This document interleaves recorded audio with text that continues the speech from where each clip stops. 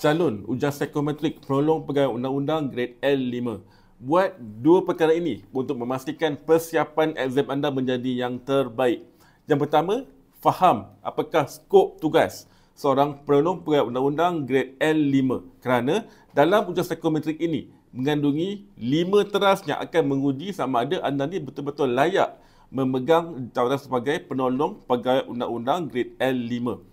5 teras tersebut adalah disiplin, komunikasi, emosi, kepimpinan dan kerjasama. So, apa yang menentukan apakah teras yang perlu difokus, yang perlu diberi perhatian adalah job description. So, tadi sebelum saya rekod video ini, saya dapat sikit research tentang jawatan penolong pegawai undang-undang grade L5.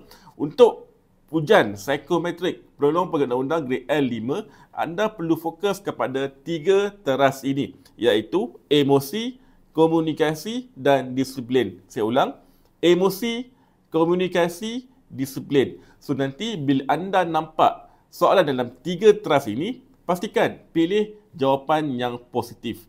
Manakala kalau nampak soalan kepimpinan, soalan kerjasama, pastikan pilih yang negatif. Itu yang pertama, faham skop tugas. Yang kedua, cari seberapa banyak set soalan ujian psikometrik yang boleh dan buat latihan. Pastikan dapat soalan ujian psikometrik bertaraf SPA, bukan bertaraf sekolah. Kerana dalam ujian psikometrik ini, anda kena faham betul-betul bagaimana bentuk soalan kepimpinan, bentuk soalan disiplin, bentuk soalan komunikasi dan sebagainya supaya anda menjawab dengan teras yang betul.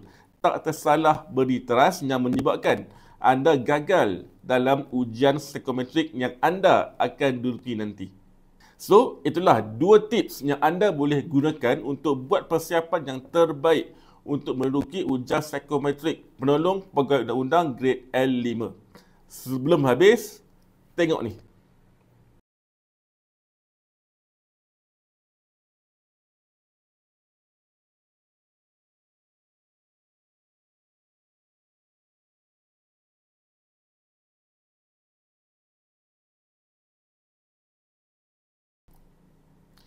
Inilah e-book khas untuk ujian psikometrik penolong pegawai undang-undang grade L5 di mana ia akan membantu anda untuk lebih faham tentang jawatan, lebih faham tentang teras, nampak bentuk soalan untuk 3 teras fokus iaitu emosi, komunikasi dan disiplin. Dan juga ada 20 soalan untuk teras yang tak perlu difokus supaya anda boleh nampak bagaimana keyword-keyword yang ada dalam setiap teras itu yang boleh menyebabkan anda faham dan buat persiapan yang terbaik.